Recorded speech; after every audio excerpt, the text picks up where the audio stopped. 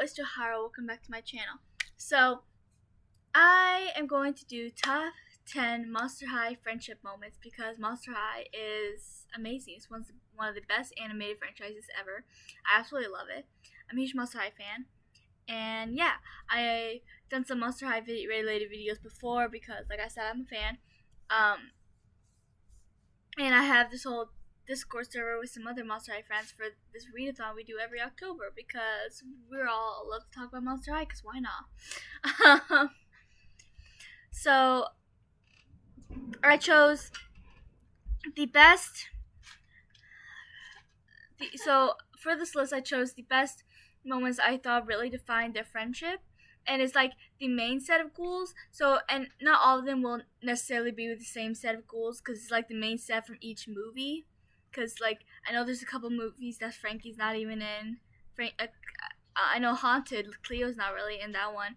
You know, and sometimes other characters become main characters for that movie, like Rebecca did for a couple movies.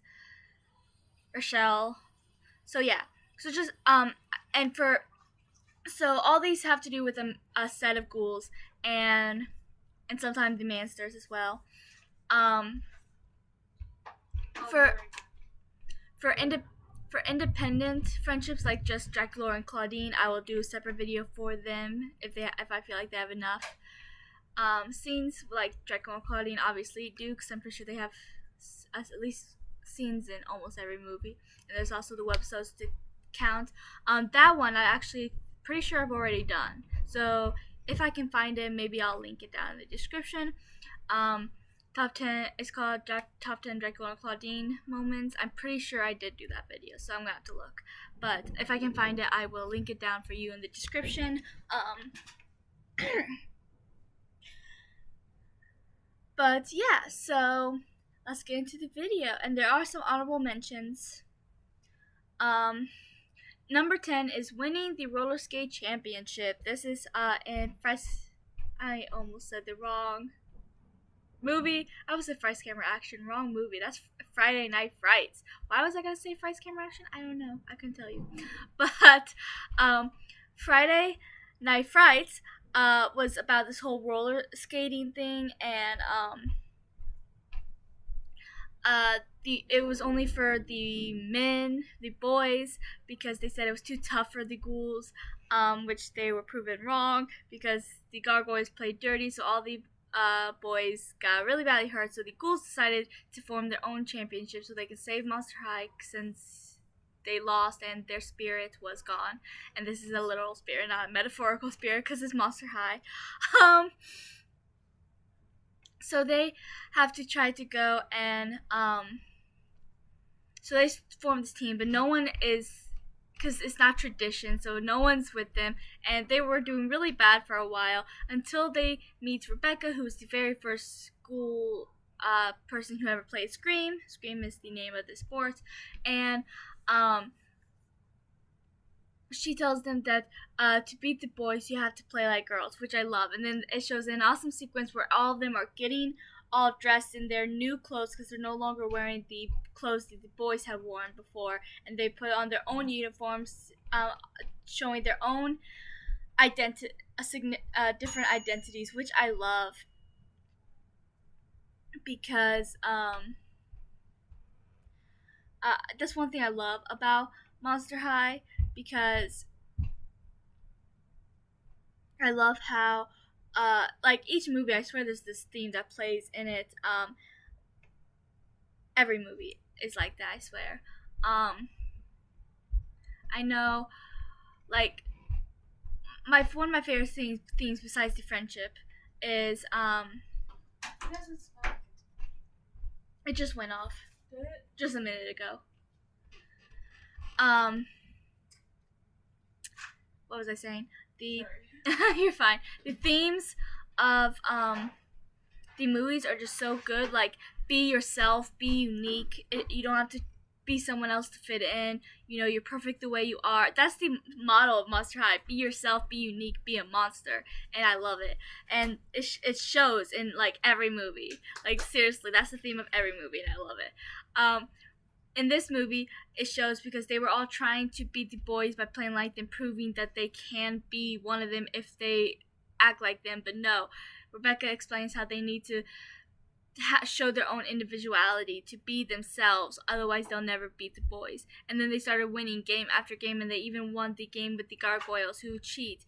And I love the scene when everyone is like, Dracula says that Claude shouldn't place her in the game because she's terrible, and then Claudine gets her, but at first she was gonna go back in until she saw Dracula all sad there, and then she was like, and then she pretended to, it was really badly hurting, and so everyone was all supportive of Dracula, saying that they know she can get them this win, and it was just so sweet, and it showed how much they all care about her, even when she has self-doubt, and it was such a beautiful scene, and I love it. Dracula is the one that ends up crossing the finish line to win, and it shows how supportive they all were and how amazing Dracula was, and it's just an amazing sequence, and I feel like it went down really well. And then they end up winning because of that, and I loved it. Number 9 is Halloween Dance. This is for Ghouls Rule. It's one of the earlier Monster High movies, and an amazing Monster High movie, by the way. Of course, most of them are, except for the reboot.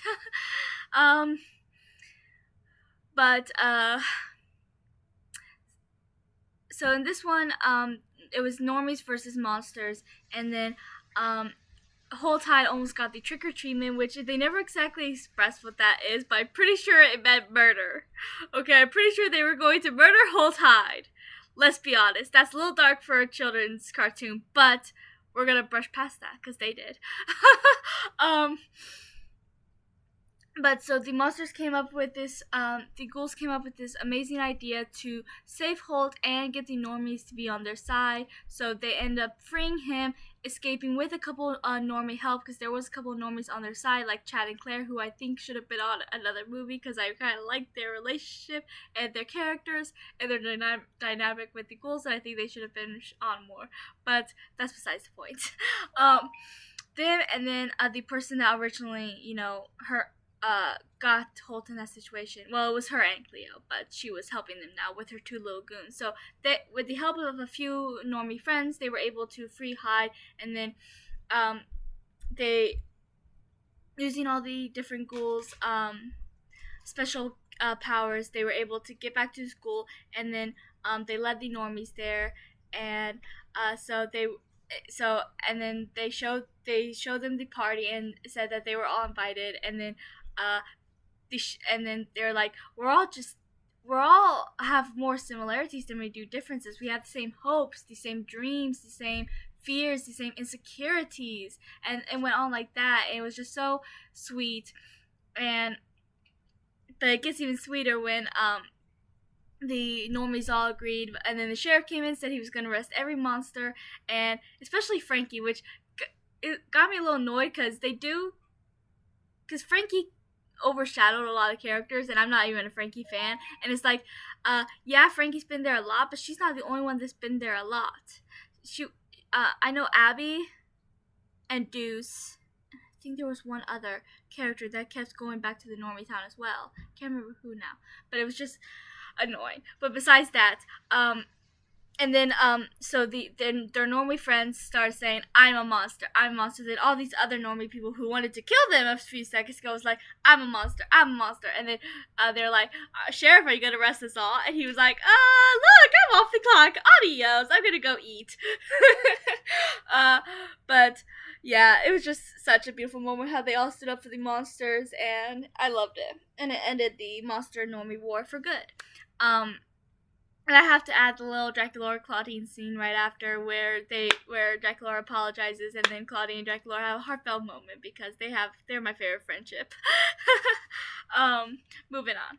Number 8? Yeah, 8. Helping Claudine and Scarus. So this is Scarus City of Frights, and Claudine won this, I swear, Ambitious Blood Good always favors these students. Like, there's several times where one of them gets the opportunity to go to somewhere extravagant, and then she always lets their friends go with them. That happened to Claudia in this one. That happened to Draculaura in which one was it? Fry's Camera Action, and I'm pretty sure there's one more. I might be missing, but it's funny. Anyways. Oh, the same thing happens in Boo York. Cleo gets to go there. See, I knew there was another one. But it doesn't actually show Headmistress Bloodgood allowing them to go. But we assumed that she did. Anyways, but there's, so Claudine has this opportunity to work for the, crap, what's her name? Madame Ghostier, that's her name. I remembered. You guys didn't see that. Madame Ghostier. And this is also when you meet Jennifer and Skeleta. And they are 3 apprentices. Only one of them gets to be her apprentice for good. It was a trial run, and then at the end, Claudine wins by starting to design like Madame Ghostier and not herself. So that because she thought that since Madame Ghostier is like she makes the rules for fashion, which you learn. She makes that a comment later on, but I'll get there. But so she Madame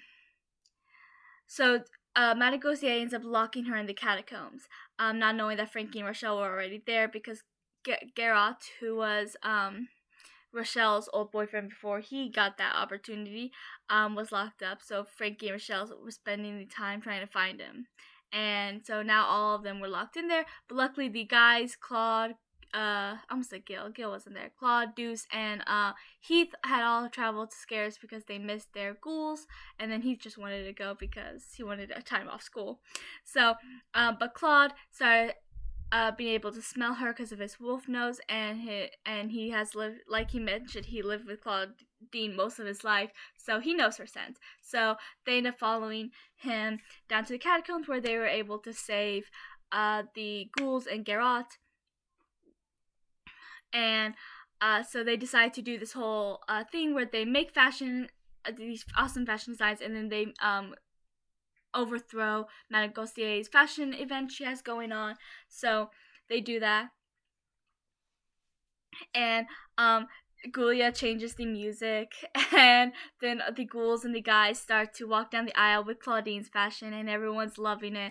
And then at the end, Claudine's like, I used to wait for when Madame Gaustier tell me what I can wear, but we all get to choose our own designs because fashion is about expressing yourself. And I just love how all the ghouls helped her, they saved her, they or rescued her, they helped her with the designs, and they helped her overthrow Madame Gaustier, and she disappeared because she could not be forgotten. But I just love how this tight-knit group, how they're all so close to each other and will do anything for one another. Number 7, Inside the Lamp. So this is 13 Wishes. So Howling started getting possessed by Wisp, the Shadow Genie. So so every time someone gets in her way, she would send them to the lamp. So she started with Claudine because Claudine kind of did talk down to her a little bit. So Claudine, I do like Claudine, but honestly, she kind of had that coming. She just sees Howling as her little sister, even though she's just a year younger than her. But she always sees her as so much younger. Maybe it's because Howling is a lot shorter, but I don't know. Who knows? But maybe it's also because Howling's the youngest in the family, and it's a big family. But I would know. But I'm the oldest, not the youngest. But Howling started sending people there. Frankie, Draculaura, and Ghoulia, right? No. Yeah, Ghoulia, right? Okay. The 3 of them started, they made Howling send her there on purpose so they could find Claudine. But then she ends up sending Cleo and Abby there as well. But that was just because they were getting in her way. And so all of them were trying to find these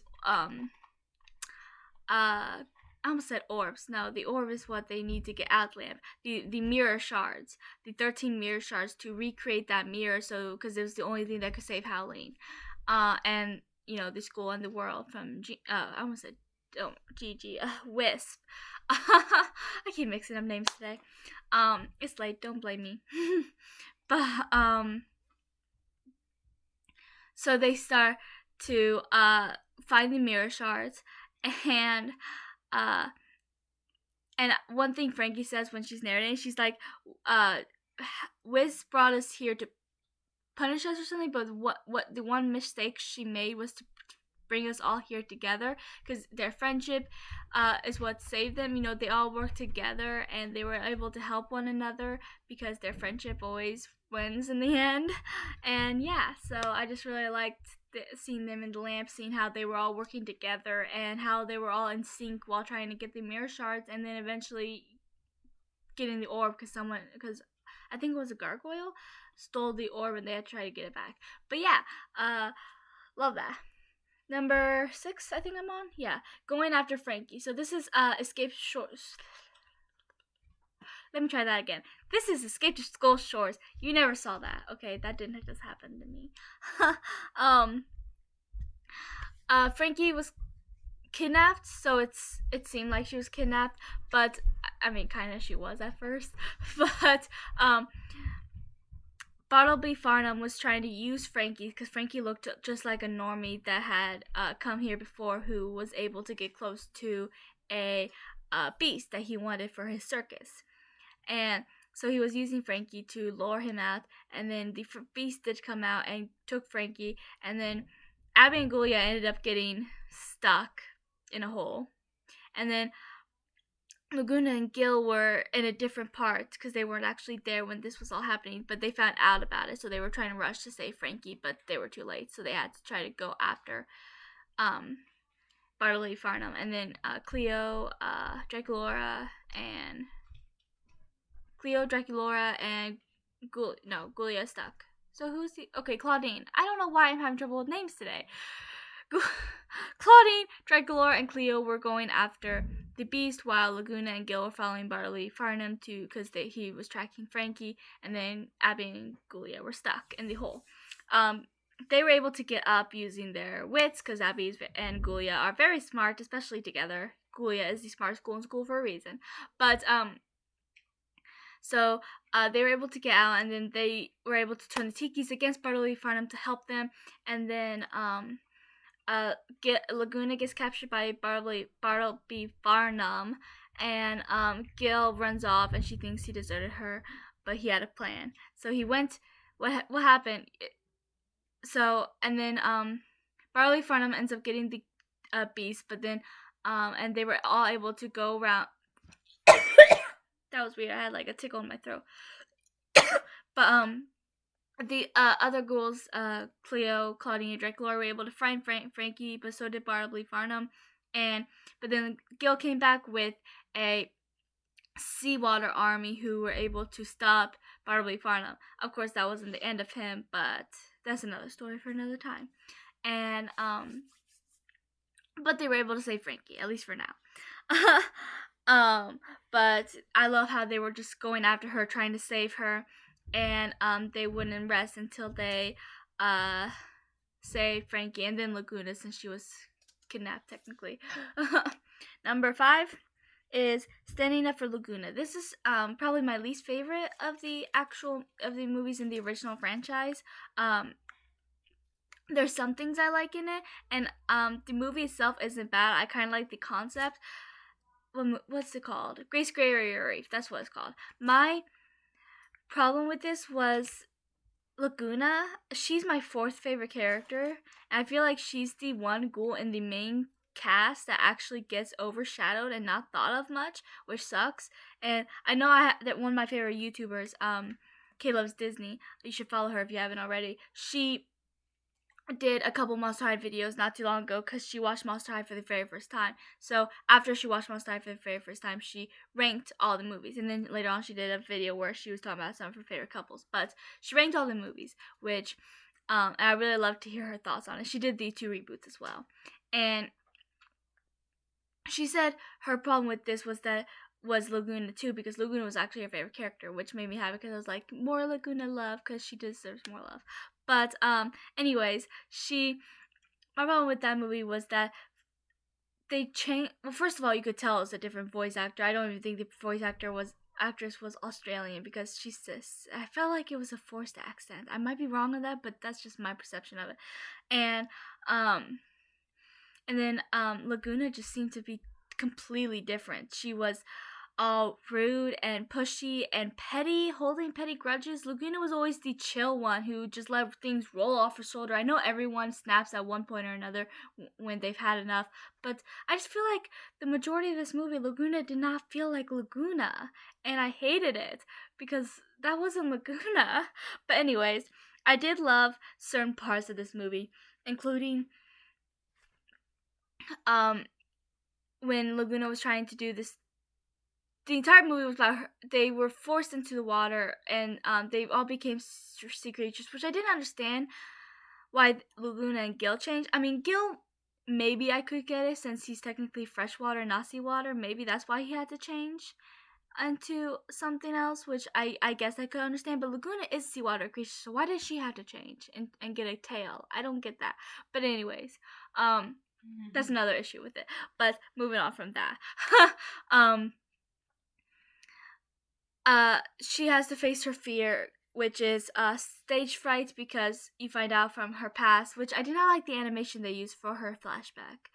But I keep pointing out the flaws when I'm trying to talk about one thing I did like from this movie, which is that so Laguna is supposed to do this whole dance in front of a crowd to overthrow her fear, and then she ends up going belly up. She freezes on stage, and so people start laughing, and then Gil's like, hey, okay, yeah, she belly up, but she came out here knowing that was possible and still was willing to try and face her fear. And then Toralei spoke up too, and then everyone was just crowding around her, making sure she was okay, comforting her, and then they were all walking out together. And it was just so sweet how they all stood up for Laguna and stayed close to her and protected her from embarrassment, and I absolutely loved it. It was just so sweet, and it shows how close and how much these schools care about each other. And even Toralei, I'm pretty sure if the movies would have continued and the reboots hadn't happened, I'm pretty sure, maybe I'm reading too much into this movie, but I don't know, this movie alone, I just kind of feel like they were starting to consider giving Toralei a redemption arc because of that, because like she there's a few movies where she was in throughout, like she was in a lot of Fry's Camera Action because she did the entire thing with them. She became a fusion. She went to the past with them, and so she's in a lot of this movie as well. And she actually started all of this by doing what she did to Laguna, and then causing them all to go down and force Laguna to face her fear. And then in the end, she stands up for Laguna, saying how brave she was and how everyone should be in awe of her and not laugh at her. And I think while she was saying this, she had this whole realization herself. I don't know. I'm probably reading too much into this. Moving on. Number 4, yeah, standing up for Draculaura. I love Draculaura. She's my favorite, for those of you that did not know. So in Fry's Camera Action, at the beginning, the main characters were all talking and laughing and joking. Draculaura was explaining what it was really like in the court, because she grew up there in Transylvania. So she was telling them what it was really like, and then they did this whole joke about her being the next vampire queen, and then Claw's like, Claw Wolf Dragon royalty, and they all did this thing while they went inside the school about, here comes Draculaura, queen of the vampires, and then Toralei and her crew, and then Gore and her crew came in laughing and all that because of it, and making fun of her. And then the ghouls came over and was defending her, and that's one thing to say. It says a lot about Cleo's character too, because Cleo can be, she's not nice to a lot of monsters, and I love how when it comes to her boyfriend and her best school friends, she is actually a lot more kind, and she's still Cleo, but she's willing to defend her school friends. Like her and Laguna were defending her Draculaura in that scene, and I just loved it. But and then later on, they comforted Draculaura as well. When she realized, when she found out she wasn't the vampire queen and that it was all a ploy, and that Stoker was using her because he considered her weak and frail, and they were all comforted her and making her realize she was so much more than that. And then they helped her along her journey, and went against Stoker several times to and helped Draculaura, and it was just really sweet. I love that movie. It's one of my favorites. Number 3, Saving Frankie. This is in what's it called? Freaky Fusion. And in this movie, they all fuse together. That's the basis of this movie. They all fuse together at the end. No, but Frankie used all of her spark to save the ghouls, which I'll get to because that's on another part of this list. But Frankie, so they all were all sad because they thought Frankie died, and then Hexakai's theme made a comment that how could her spark be gone if it lives in every living creature. So, and then Dracula was thinking about Frankie, and then boom, a spark. And then they all realized they have to think about Frankie, and they all even started texting the entire school to think about Frankie, and they all started saying things that Frankie did, which that scene annoyed me a tiny bit, just because I feel like some of the things that some of the people were saying, she didn't actually do. Yeah, she was there, but like when Gigi made a comment about Frankie freeing her from the lantern, no, that was Howleen. First, Howleen rubbed the lantern, then Howleen is the one that came up with the idea to make Whisk the genie, and Gigi could stay at school with them and made the wish. It was all Howleen, not Frankie. I'm sorry, I know Frankie's supposed to be the main character, but I have Frankie issues, and this is why. But anyways, besides that, they all started thinking about Frankie, and this spark came on, and it grew big, and everyone just pushed into Frankie, and then she ended up coming back to life, and they all hugged, and it was really sweet. They were all so happy that their friend was back, and yeah. Number 2, no, I'm lost.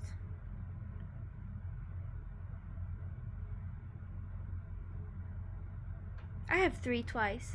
I did the number 3 twice. Oh wait, that's supposed to be number 2. I can't count. Okay. Number 2 is Frankie saving her friends. It's in the same movie. The reason why she lost all her spark is because she used all of her spark, all of her electricity, all of her energy, because this big monster is kind of absorbed her fused friends, because they were still fused at this point. So she saved Cleo and Torlai, Venus and Claudine, and then Laguna and Jennifer. But then she had used so much energy, she was almost out, but Dracula and Rebecca were still in there. So they warned her not to do it because she used too much, and I forgot to mention when they came out unfused. But so she refused to let Dracula and Rebecca stay in there, so she used whatever last energy she had to get them out as well, but it cost her her life temporarily. So yeah, but she saved them all, and I loved how she was like, she got really angry, and you could see the sparks coming out of her. She was like, "You ate my friends, how dare you?" Because throughout this movie, she talks about how much her friends mean to her, because her friends are basically family. That's how the ghouls think of each other, and I love it. Honorable mentions are Learning to Fly. This is in Haunted when they became ghosts. Learning to Swim from Great Scary Reef when they became sea creatures. Hanging Out in Transylvania, Boo York, and Scares. In each one of those movies, they had a sequence where their music played as they all hung around in the city, or the castle in Transylvania's case. Haunted ending. The ending of Haunted, they all kind of hung out and had fun. Forming the roller skating team when they decided to form the team and save the school. Number 1 is Saving Draculaura. This is in Why Do Ghouls Fall in Love, which is also one of my all-time favorite Monster High movies. For those of you that did not know, I don't know. I always say that, but I feel like so many of them can be considered my favorites. Why Do Ghouls Fall in Love, Fry's Camera Action. I'm a little biased because Draculaura, Haunted. I'm also a little biased by Twilight of the Bass, so I just love that movie. And then Boo York, Boo York, and then I really do enjoy Ghouls Rule. Friday Night Fries is also a really good one. There's so many of them. Monster High is just an amazing franchise altogether. But anyways, so in this one, I mentioned how which movie was it? I mentioned how one of the Ghouls Rule was kind of dark because they were technically gonna murder Whole Hyde, but that's kind of something similar. I mean, they don't exactly explain what Valentine was doing to these ghouls, but I'm pretty sure it ends with their death. Okay, so Draculaura almost died in this movie. At least that's how I see it. Maybe I'm the only one, and maybe once again I'm looking way too much into this. I do not know. We will discuss that in the comments below. But so Valentine, Draculaura's ex-boyfriend, comes back, and he's a lot more romantic than Claude. But then when she realized she had to make a choice, she realized that her heart loves Claude, and it's always been Claude. But then Valentine did not like that and decided to kind of hypnotize her. I guess he kind of did. It made her fall in love with him, but it wasn't real love, not true love, not like what she had with Claude. So they broke up, and the ghouls, thanks to Spectra's journalism skills and her ghostly ability, she was able to spy on and this shows how evil Toralei was in the beginning movies, because she was aiding and abetting Draculaura's potential death. Just throwing that out there. But she spied on Toralei and Valentine to find out what they were doing to Draculaura, and the ghouls ended up telling Claude. So they had to form a plan to save her, without her ended up getting harmed. So they formed this entire plan that revolved around Draculaura's 1600th birthday party, and they were going to. So their plan ended up going wrong at first, because their original plan was to shoot her with Cupid's arrow and then have the first guy she looks at to be Claude. But then it backfired. Two arrows were shot, and it shot Cupid and Claude, and they fell in love. So, twist. But, so now they have to save them first, because they knew that the only way to save Draculaura was with Claude's love. So, they worked together to, but they had to get through Toralei, because Toralei kind of stole the bowl, and there was shooting everyone, making everyone fall in love with the wrong person. Cleo fell in love with herself, but I guess that's not much of a stretch. I had to make that joke. But then I don't know, a lot of monsters fell in love with the wrong people. So, they end up having to break the bow, and all of that was destroyed. Everyone that was shot with the arrows the spell was broken, basically. And that included Claude and Cupid. So Frankie gave Claude this box of what appeared to be junk, because originally, early in the movie, Claude wanted to give that to Draculaura, but they were like, you can't give her a box of junk. But then they realized that it wasn't a box of junk. It was memories, things that Claude had kept from his relationship with Draculaura. Like, there was a basketball that and